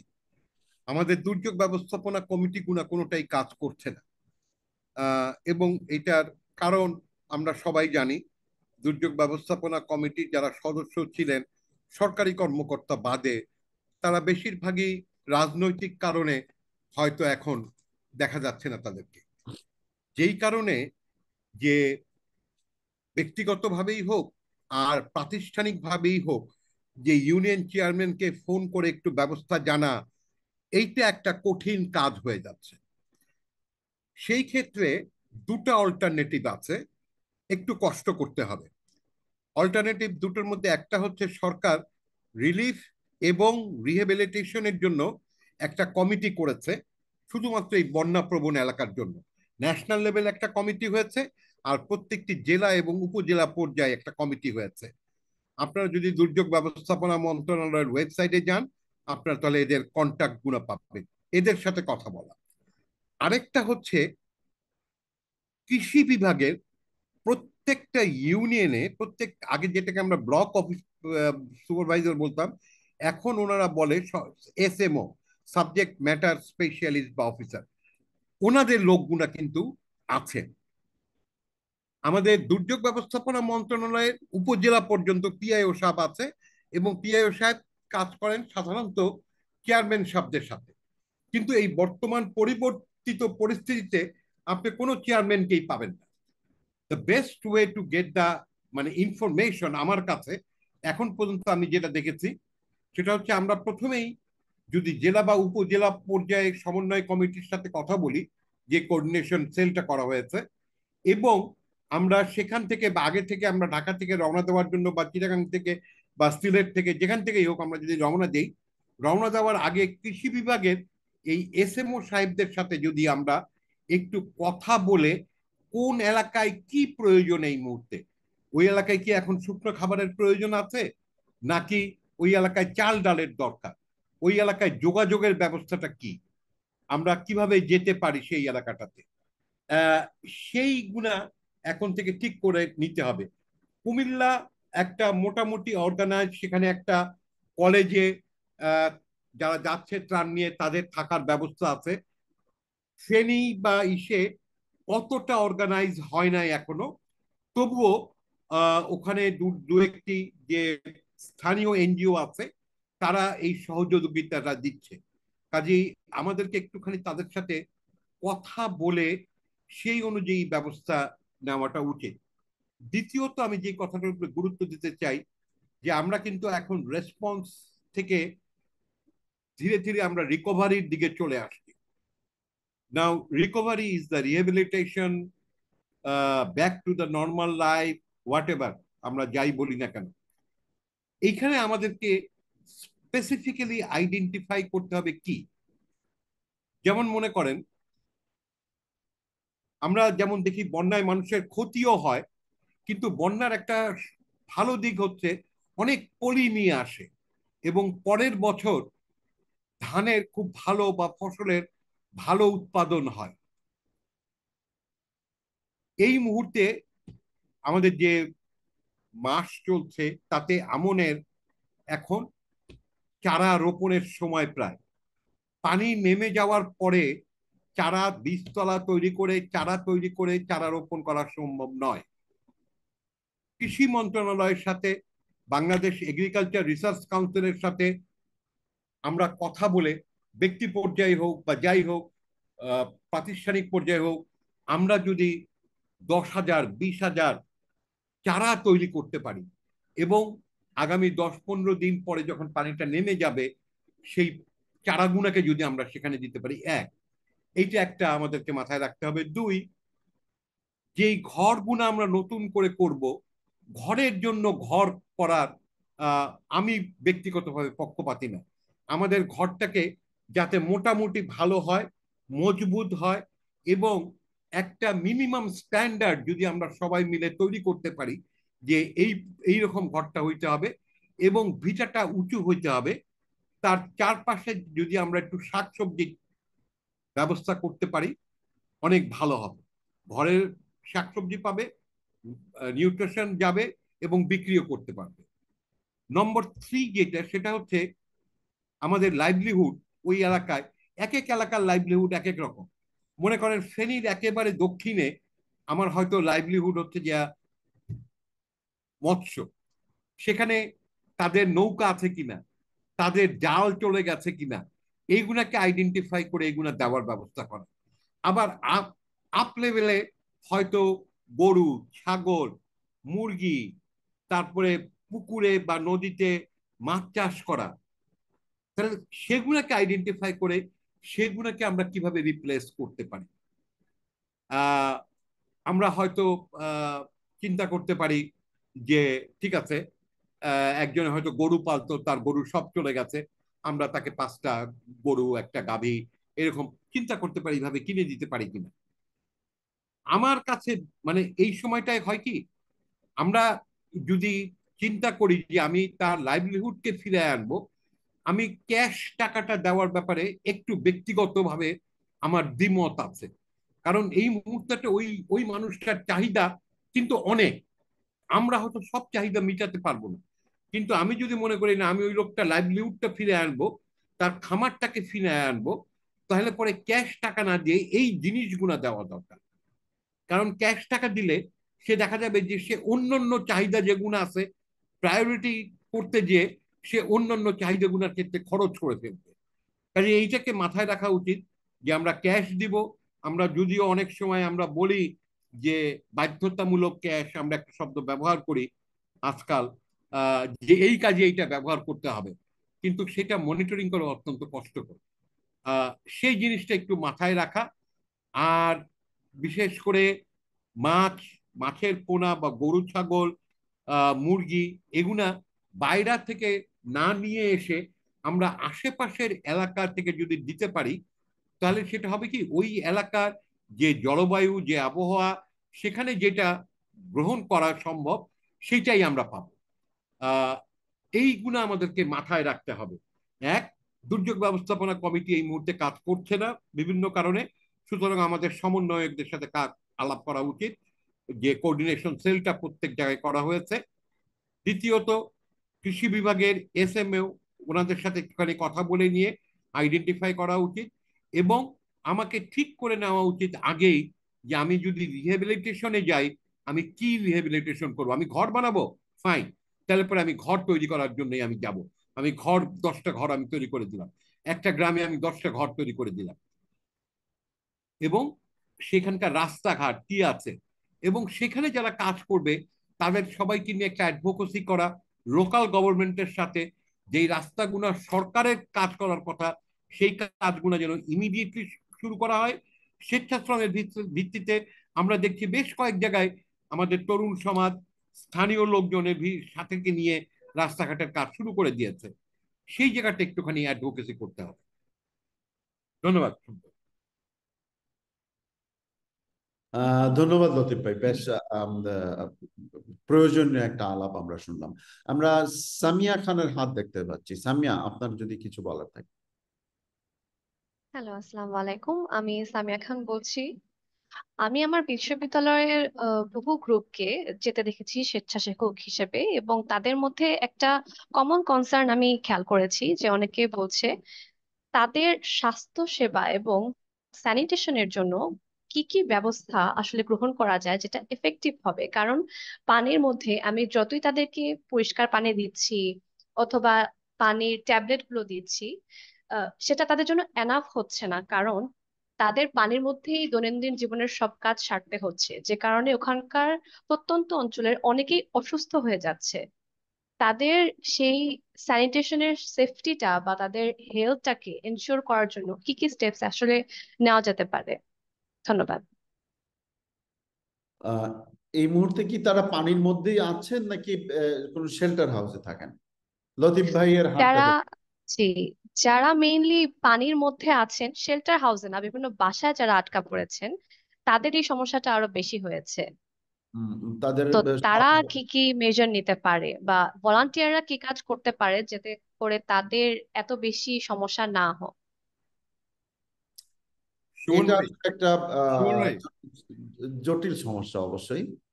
তারা তাদের নিজের বাড়িতেই আছেন, কিন্তু তারা যে বাড়িতে আছেন সেই বাড়ির টয়লেটটা বা ল্যাট্রিনটা বন্যার পানিতে ডুবে গেছে, এবং তারা তাদের সেই দৈনন্দিন প্রাকৃতিক কাজগুলো সারতে পারছেন না। এটা অবশ্যই একটা জটিলতর অবস্থা, এবং এই সমস্যা এরকম পরিস্থিতিতে কিছু কিছু জায়গা হয় পলিথিন ইউজ করেন এবং ড্রাম ইউজ করে, এবং সেটা আরো জটিল হয়ে যায় আসলে। সো এরকম জায়গায় আসলে নিকটবর্তী যে লেট্রিনটা কার্যকর আছে সেইটার কার্যক্ষমতাকে কন্টিনিউয়াসলি ধরে রাখাটাই প্রয়োজন। ধরা যাক কারো রহিমউদ্দিনের বাড়িতে পানি উঠছে, তার ল্যাট্রিনটা নষ্ট হয়ে গেছে, কিন্তু আশেপাশে 2-400 মিটারের মধ্যে একটা ল্যাট্রিন আছে, এখনো ভালো কাজ করছে, তার চতুর্পাশে হয়তো 200 লোক থাকেন যারা ওই ল্যাট্রিনটা ইউজ করেন। ঘটনা হয় যে দুদিনের মধ্যেই ওই যেটা ব্যবহারযোগ্য ল্যাট্রিন ছিল সেটাও নষ্ট হয়ে যায়। ওটাকে কার্যকর রাখাটাই একমাত্র অপশন এই ক্ষেত্রে এবং করণীয়। অথবা যারা আছে তাদেরকে শুধু শেল্টার হাউস চলে যেতে হবে। লতিফ ভাই, জায়গায় কি এই জায়গায় আপনার কোনো অভিজ্ঞতার কথা বলবেন? হ্যাঁ, এইটা আহ, সামিয়া যে প্রশ্নটা তুলেছে অত্যন্ত একটা আহ, কঠিন প্রশ্ন। আহ, আমি এটা দেখে এসেছি, পরশুরামেও দেখেছি, ফেনীতেও দেখেছি। কিন্তু আমরা কয়েকটা গ্রামে আমরা যে সমাধানটা করতে পেরেছিলাম লেট্রিনের ব্যাপারে, ইটস ভেরি ডিফিকাল্ট, কারণ তখনও পানি ছিল প্রায় কোমর সমান, কাজেই ওইটাকে ক্রস করে যে উইচ ইজ ভেরি ডিফিকাল্ট। কিন্তু খাবার পানির ব্যাপারে আমরা যেটা করেছিলাম সেটা হচ্ছে যে আশেপাশে বেশ কয়েকটা গ্রামে আপনি জানেন যে প্রচুর পরিমাণ মসজিদ আছে, এবং কয়েকটা প্রাইমারি স্কুল যেটা হয়তো শেল্টার হাউস হয়েছে, ওখান থেকে পানি গরম করে এবং ফিটকারি দিয়ে তাদেরকে শিখিয়ে দিয়ে আমরা একটা সরবরাহের ব্যবস্থা করেছিলাম স্থানীয় ভলেন্টিয়ারদের মাধ্যমে, এবং বড় বড় ড্রাম করে, আহ, সম্ভবত আমার এই মুহূর্তে যদি আমার স্মৃতিশক্তি না করে, এটা 12 লিটারের একটা ড্রাম ছিল। এইটা করে প্রতি বাসায় ওরা ওই আশেপাশের বাড়িগুলোতে স্থানীয় লোকজন ওরা দিয়ে আসছিল। এছাড়া এই মুহূর্তে খুব ভালো আমার কাছে জানা নাই ভাই। ধন্যবাদ ভাই, ধন্যবাদ। আসলে একটা একটা জটিল অবস্থা। অনেকেই বাড়ি ছেড়ে যেতে চান না, আবার সেখানে ল্যাট্রিনও কাজ করে না। তো এই অবস্থার মধ্যে খুবই কষ্টকর একটা অবস্থার মধ্যে হয়ে যায়। তো সেক্ষেত্রে এই দুর্ভোগটা মানুষের থাকে। আহ আমি আবারও আমাদের অংশগ্রহণকারীদের কাছে যাব, এবং আমরা প্রায় শেষের দিকে চলে এসেছি। আমরা হয়তো সংক্ষিপ্ত করব এবং একটা কনক্লুশনের মধ্যে চলে যাব। আহ আমরা উন্মুক্ত ভাই, করতে চাচ্ছি। একটুখানি আপনাকে এখানে আটকাচ্ছি। আমাদের চ্যাট বক্সে বেশ কিছু প্রশ্ন এসেছিল, তার মধ্যে বেশ কিছু প্রশ্নের উত্তর অলরেডি আমরা দিয়েছি। আপনি এবং লতিফ স্যার বেশ কিছু প্রশ্নের উত্তর দিয়েছেন এখানে। তার মধ্যে ছিল যেমন স্বেচ্ছাসেবকদের নিরাপত্তা নিশ্চিত করার জন্য কি কি পদক্ষেপ নেওয়া উচিত। এটা আপনি যেমনটা বলেছিলেন যে শুরুতেই একটা প্ল্যান করে নেওয়া এবং লোকাল কারোর সাথে যুক্ত হয়ে সেইভাবে যাওয়া যাতে নিরাপত্তাটা নিশ্চিত করা যায়। এর বাইরে যদি আপনার কিছু অ্যাড করার থাকে তাহলে একটু বলবেন। আর একটা প্রশ্ন ছিল ত্রাণ সামগ্রী যাতে সঠিক ব্যক্তির কাছে পৌঁছায় তা নিশ্চিত করার জন্য কি কি কৌশল অবলম্বন করা যেতে পারে। দুর্গম এলাকায় ত্রাণ পৌঁছানোর জন্য কি ধরনের পরিকল্পনা করা উচিত। বন্যার সময় স্বাস্থ্য সেবা ও স্যানিটেশন ব্যবস্থা কিভাবে নিশ্চিত করা যায়।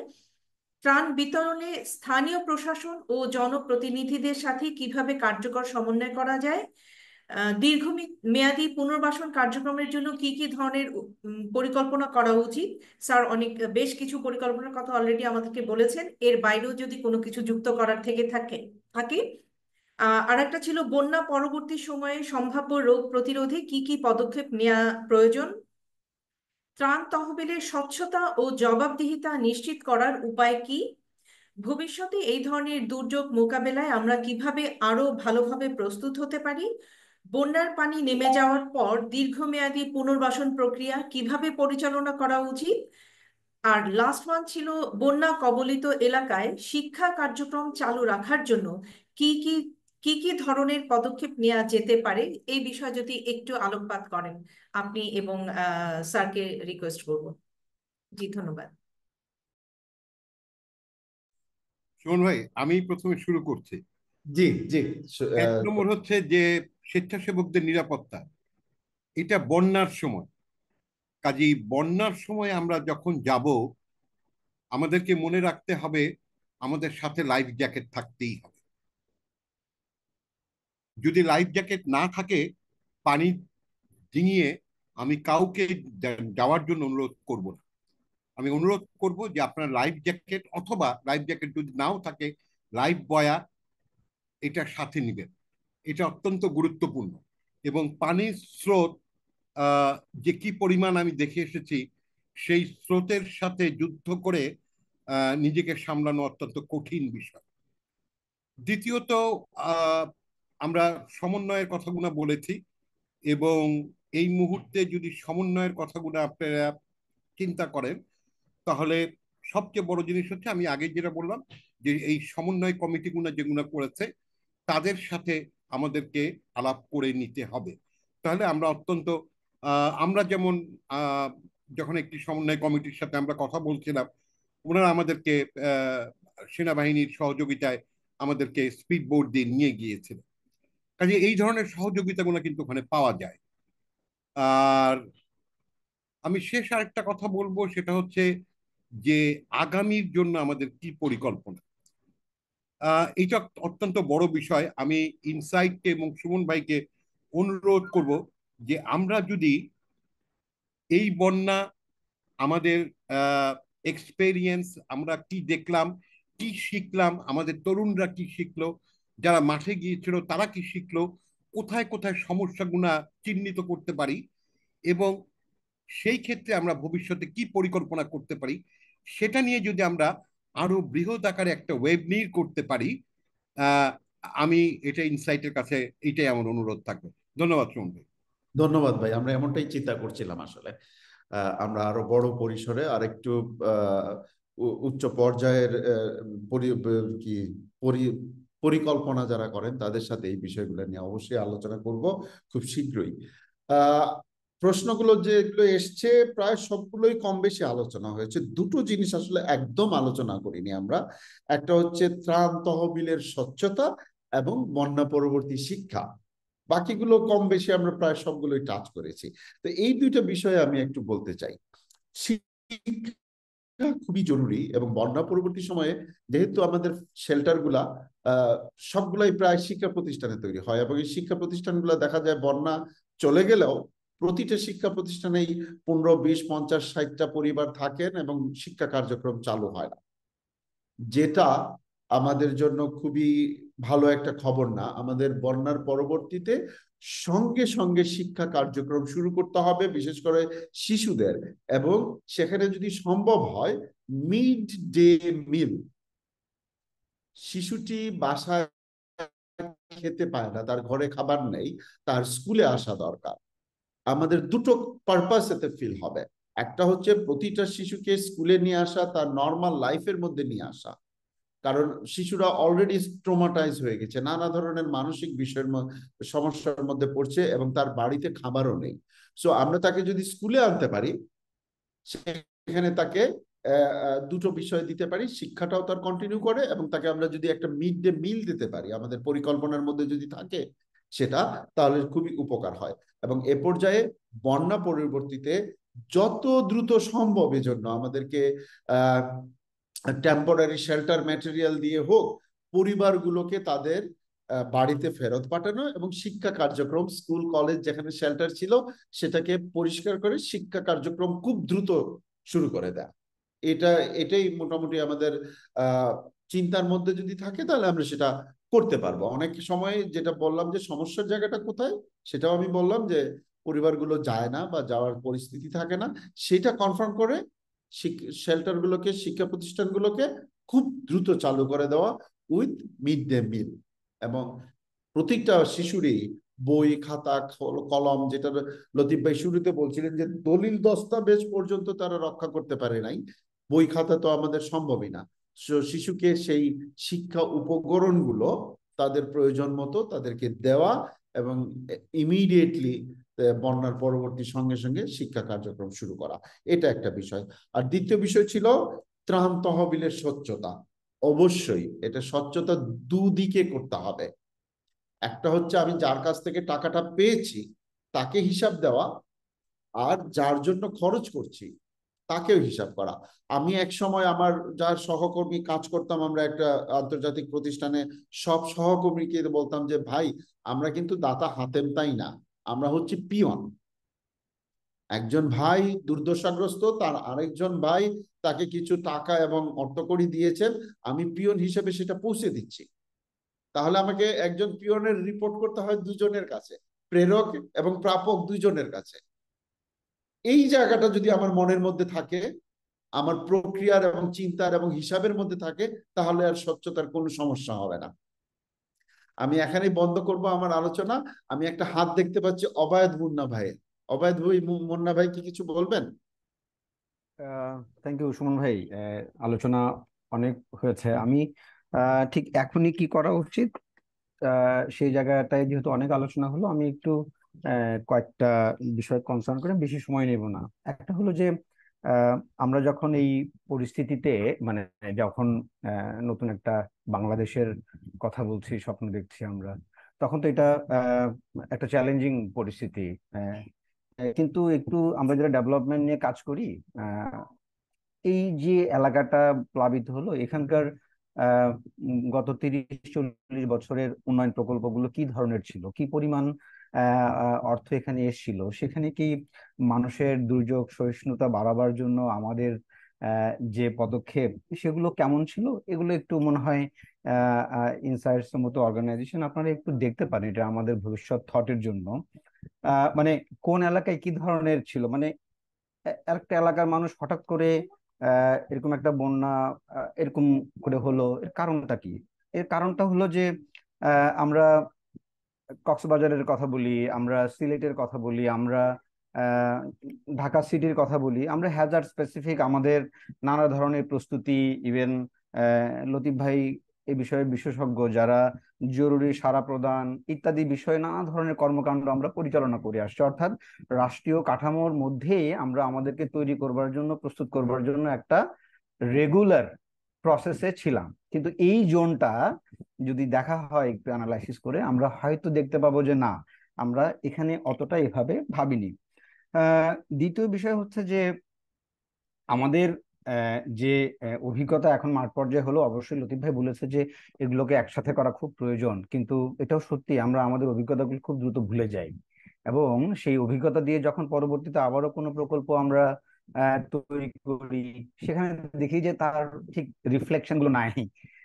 এবং এই জায়গায় একটা কম্পারিজন হতে পারে সুমন ভাই, যে যেখানকার মানুষ এই পরিমাণ রিসোর্স নিয়ে তারা তৈরি ছিল, ডিএমসি গুলো ফাংশনাল ছিল, ডিএমসির সাথে এত এত অর্গানাইজেশন কাজ করলো, তাদের প্রস্তুতি, আর যেখানে এই এই কিছুই ছিল না, 30-40 বছরে কোনো উন্নয়ন কর্মকাণ্ডের সাথে দুর্যোগ ঝুঁকি হ্রাসকে সম্পৃক্ত করে উন্নয়নকে টেকসই করবার কোনো প্রচেষ্টাও ছিল না, তবুও সেখানকার মানুষ টিকে আছে। সেখানকার মানুষ কিন্তু এর যে অসহায়ত্ব, মানুষের যে ভালনারেবিলিটি, সেগুলোর প্রেক্ষিতেও মানুষের যে সক্ষমতা মানুষ প্রদর্শন করেছে, স্থানীয় মানুষরা তাদের যে সক্ষমতা দেখিয়েছে ব্যক্তিগতভাবে, পারিবারিকভাবে এবং সামাজিকভাবে, সেটাকেও কিন্তু তুলে আনা জরুরি। যে কোনো এলাকার মানুষই একেবারে নিঃস্ব নয়, কোনো এলাকাতেই ক্যাপাসিটি না, এটা বলা যায় না।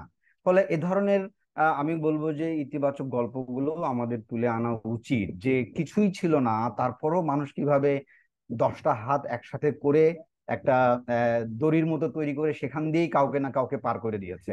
সেখানে প্রাণীদের ভিতরে কুকুর, অন্যান্য প্রাণীদেরকেও মানুষ ছেড়ে যায়নি, মানুষের প্রতি ভালোবাসা ছিল, মানুষ প্রাণীদের প্রতি কতটা আহ, মানে তাদের মমতা ছিল, ভালোবাসা। অর্থাৎ আমি বলছি যে ইয়েস, এই দুর্যোগ আমাদের অনেকগুলো চোখ খুলে দিয়েছে, কিন্তু আমি আবারও বলতে চাই যে এদেশের মানুষ বরাবরই দুর্যোগের সঙ্গে লড়াই করে সংগ্রাম করে টিকে ছিল।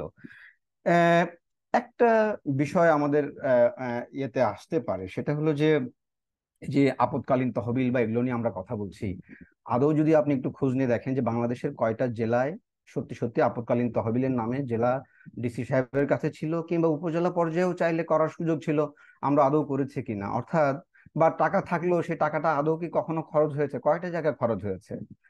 ইয়েস, গভর্নেন্সের জায়গাটা নিয়ে বরাবরই আমাদের প্রশ্ন ছিল, রাষ্ট্রীয়ভাবেই তো ছিল আমাদের গভর্নেন্সের ইস্যুটা। সুতরাং দুর্যোগ ব্যবস্থাপনা একটা খাত, এই খাতেরও গভর্নেন্স নিয়ে আমাদের অনেক প্রশ্ন আছে, অভিজ্ঞতাও হয়েছে।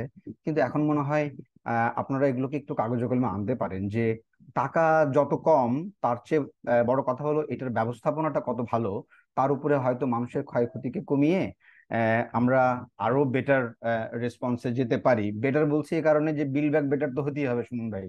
যদি বিল ব্যাক বেটার না হয় আমরা এখান থেকে ঘুরে দাঁড়াবো কিভাবে? এই এই বন্যার পরে কি আমার খালগুলো খনন হবে? এই বন্যার পরে দখল করা খালগুলোকে মানুষ ছেড়ে দিবে?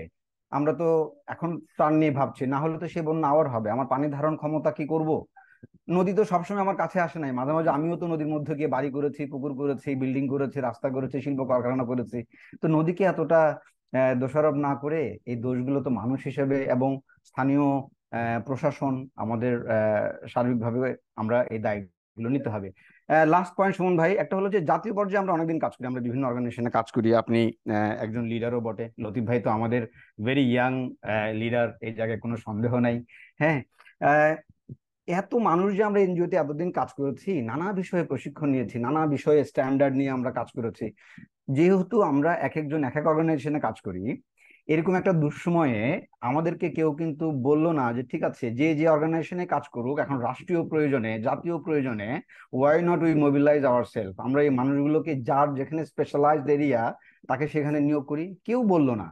এবং আমাদের জাতীয় পর্যায়ে তো আমাদের কোনো, আপনি যদি বলেন যে একটা লিস্ট আছে, যে এই লিস্টে এতজন আমার এক্সপার্ট আছে, বাংলাদেশে গত 50 বছর ধরে দুর্যোগ ব্যবস্থা আমরা কাজ করে যাচ্ছি, ধরে নিলাম অনেকেই লতিফ ভাইয়ের মতো ইয়াং আছেন, কিন্তু অনেকেই তো আছেন যারা এই 10-15 বছর হলো কাজ করেন, কিন্তু বিভিন্ন বিষয়ে এক্সপার্ট, ওয়াশের ক্ষেত্রে হচ্ছে, ইমিডিয়েট রেসপন্সের ক্ষেত্রে হচ্ছে, রিলিফ ডিস্ট্রিবিউশনে হচ্ছে।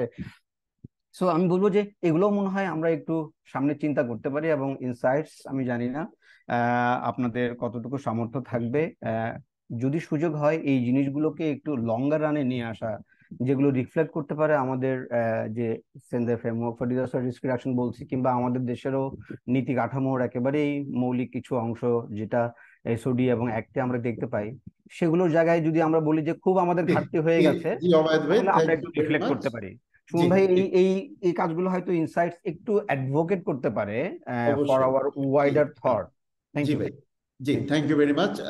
এই এই খুবই গুরুত্বপূর্ণ কথাগুলো ছিল। আমরা অবশ্য আজকে আলোচনা করছিলাম যে আমরা যারা তরুণ ছাত্র সমাজ যে ত্রাণগুলো সংগ্রহ করছে সেটার সবচেয়ে ভালো উত্তম ব্যবহার কিভাবে হতে পারে।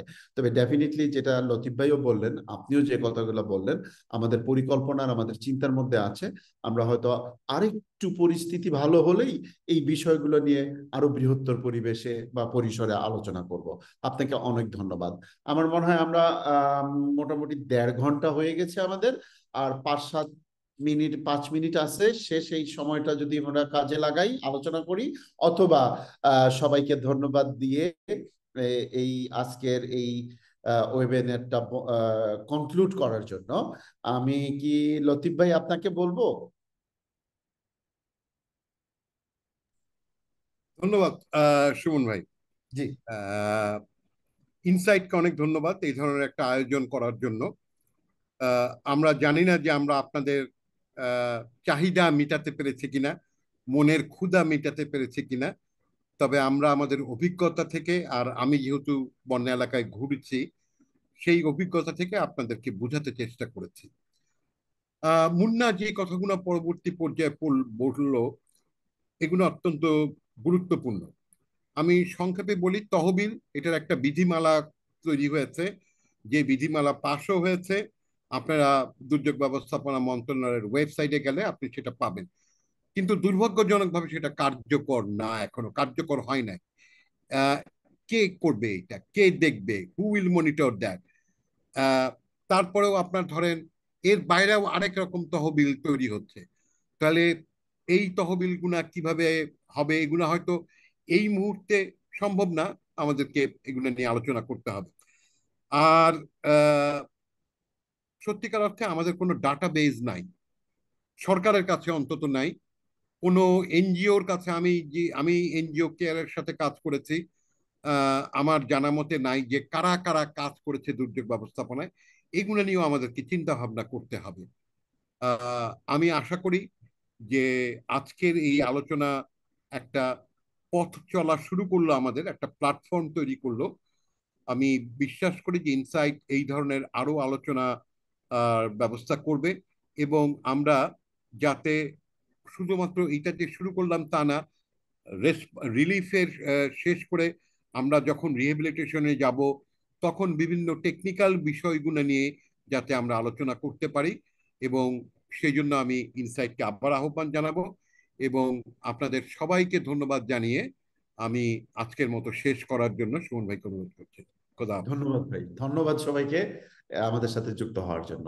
ধন্যবাদ আয়োজকদের, আমার সঙ্গী এবং কলিগ যারা আছেন সবাইকে ধন্যবাদ। শুভ সন্ধ্যা। ধন্যবাদ সবাইকে এতক্ষণ আমাদের প্রোগ্রামটি দেখার জন্য এবং আমাদের এখানে সরাসরি যুক্ত হওয়ার জন্য। ধন্যবাদ সবাইকে। ধন্যবাদ। আসসালামু আলাইকুম।